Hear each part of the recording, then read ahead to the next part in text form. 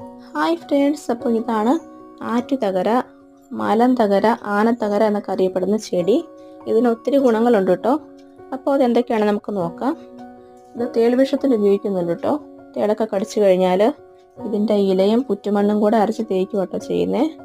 അതുപോലെ നമ്മുടെ തൊലിപ്പുറത്തൊക്കെ ഉണ്ടാകുന്ന ഫംഗസ് രോഗങ്ങൾ, കന്നുകാലികൾക്കൊക്കെ ഉണ്ടാകുന്ന വട്ടച്ചൊറി ഇതിനൊക്കെ ഉപയോഗിക്കുന്നുണ്ട് കേട്ടോ. അതുപോലെ ഇതൊരു പച്ചില വളമായിട്ട് ഉപയോഗിക്കുന്നുണ്ട്. വയറിളക്കത്തിന് നല്ലതാണ്, പൈൽസിന് നല്ലതാണ്. അതുപോലെ തന്നെ പ്രമേഹ രോഗികൾ ഇതിൻ്റെ പൂക്കളിട്ട വെള്ളം കുടിക്കുന്നത് നല്ലതാണ് കേട്ടോ. ഇതൊക്കെയാണ് കൂടുതലായിട്ടും ഉള്ള ഇതിൻ്റെ ഒരു ഉപയോഗങ്ങൾ. ഇതിൻ്റെ ഇലയ്ക്ക് ഭയങ്കര രൂക്ഷഗന്ധമാട്ടോ ഉള്ളത്. എന്നാലും ചില സ്ഥലങ്ങളിൽ ഇത് കറിക്കായിട്ടും ഉപയോഗിക്കുന്നുണ്ട്. എന്നാലും പൊതുവെ കുറവാണ്.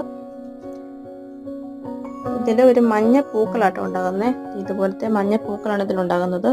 വയറ് പോലത്തെ ഒരു കായും ഉണ്ടാകുന്നുണ്ട് കേട്ടോ.